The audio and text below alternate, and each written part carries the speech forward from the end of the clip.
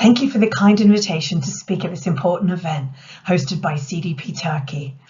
Having spent over a decade of my career based inside CDP leading the Climate Disclosure Standards Board, I am a huge fan of your work and congratulate you on such a fantastic and impactful event today. My name is Mardi McBrien. I'm the Chief of Strategic Affairs and Capacity Building at the IFRS Foundation. Today, I'm going to talk to you about the work of one of our boards, the International Sustainability Standards Board. The ISSB was set up at COP26 with the help of CDP.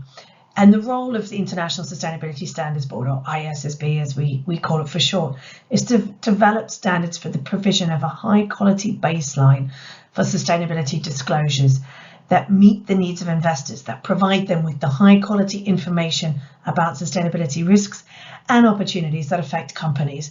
And we want those to be comparable across the globe.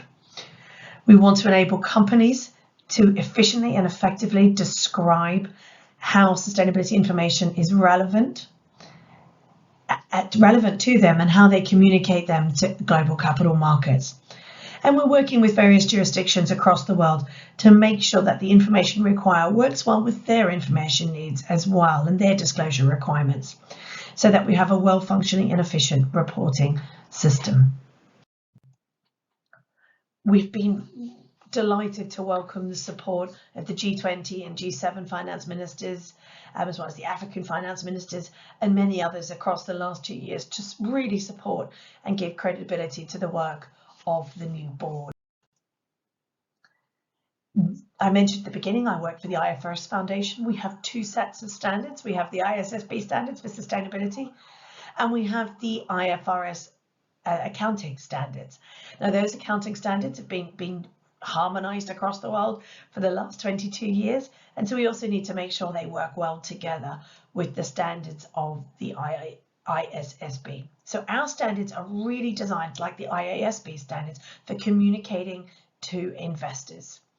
They're compatible with the accounting standards and other GAAP standards to meet investor needs. And we work very, very closely, the two boards together, to ensure connectivity and compatibility between both sets of standards. We also make sure that integrated reporting is closely connected into both boards' work, and the fundamental concepts of integrated reporting are connected in as well. And I mean, just as a way of observation, both boards are meeting together for the first time in May to talk about areas of mutual work and mutual collaboration. But most importantly, both boards work in the public interest and are overseen by our foundation trustees, who in turn are accountable to the monitoring board of capital market authorities for corporate reporting in their jurisdictions, and they oversee all of our work. It's very connected up with financial reporting and investors' needs, very similar to CDP. And critical to the formation and the success of the ISSB was the simplification of the sustainability disclosure landscape, particularly for reporting to investors. And as we set this up, this was very, very deliberate. The IFRS, so our IFRS Sustainability Disclosure Standards builds off years of work from market-leading, widely adopted frameworks and standards. And that includes the work of Integrated Reporting Council, the SASB standards, the Climate Disclosure Standards Board, which I used to run and CDP looked after, as well as the work of the Task Force on Climate-Related Financial Disclosures, which were built in, and I'll go into a bit more detail, and the World Economic Forum metrics. So we have two standards, which you may or may not have heard much about across the last year, and the board have been working very hard on. So these are our initial two standards. We've got S1, which sets out our key concepts. It's like IAS 1 and IAS 8, if you're familiar with accounting standards. And this is our foundational document. We also have S2, which is climate specific. So our S1 document sets out the general requirements and establishes the global baseline for sustainability disclosures. It asks companies to provide material information about all sustainability risks and opportunities, not just about climate. It asks companies to explain the relationship between the information in the financial statements and the sustainability disclosures, and where possible, use consistent assumptions. It asks that information in the sustainability report be provided at the same time as financial statements, We have some transition relief to help companies with this, as we know this is new. And we ask that the sustainability information be provided within the general purpose financial reporting package.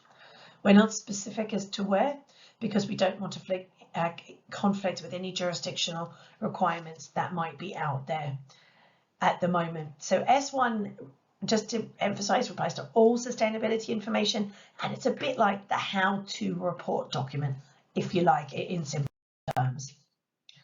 We then have S2, which is the climate-related disclosure standard that requires disclosure of all material information about climate risks and opportunities to meet information needs.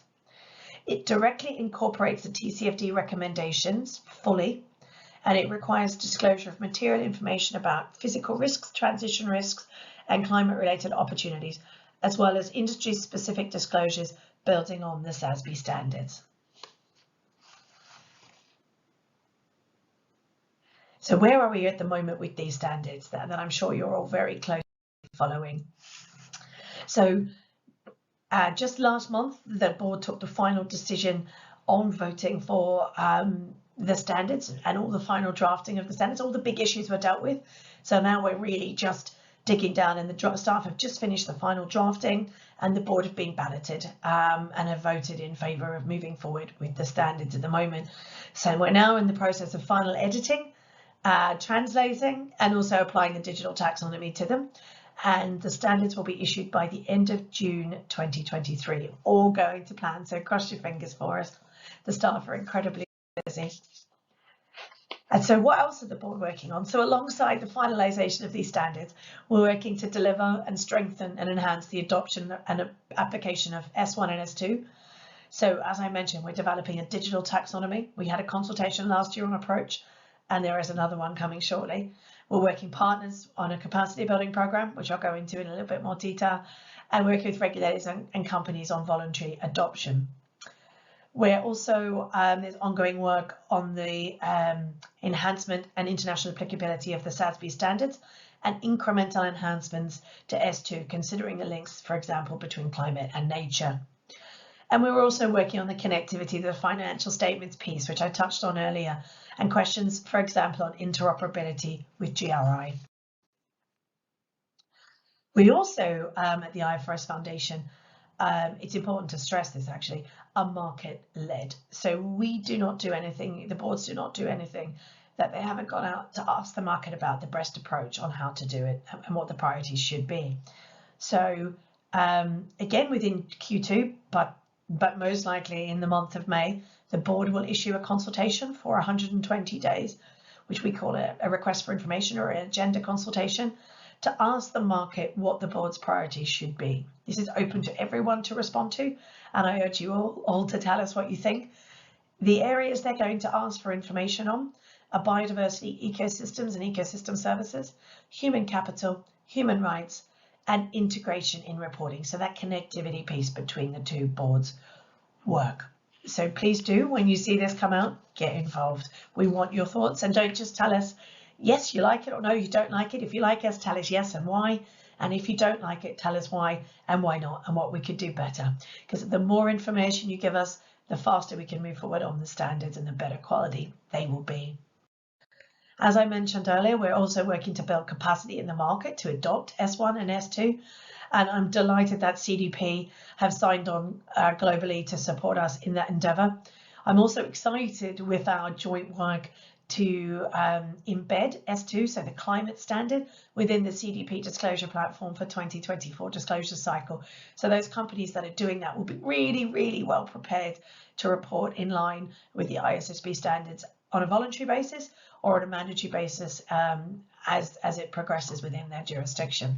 So if you're not doing it already, please get started with CDP in 2024. But as I said, our capacity building program was launched at COP27, and that's designed to work with partners to ensure that the market is ready for adoption and to implement the standards at a high quality level, but also to support developing and emerging economies and SMEs on the journey with IFRS sustainability standards. We have decided to work with partners. We can't do it all ourselves. And we've got some great initiatives in the pipeline, not just with CDP, but other partners such as the UN and the International Federation of Accountants, GRI, and many, many others. So look out for those and see how you can get involved. And on that note, getting involved. Our standards are all developed in the public domain, so please do get involved. You know, we have podcasts every month. Listen to those. That's how I get up to speed with what's going on at the end of board week. I have a quick listen to those to start with. All the papers for the board meetings are online. All the board meetings are online. You can watch the board deliberate and discuss. You can respond to the consultations that I've just messaged. We've got newsletters. You can jump onto our website. And like I said, please do get involved. We need the best brains in standards development. Thank you again, CDP and Turkey, for inviting me to present and give the keynote today. That was a real whirlwind. I wish you a successful conference, and I hope to engage with you again soon. Many thanks.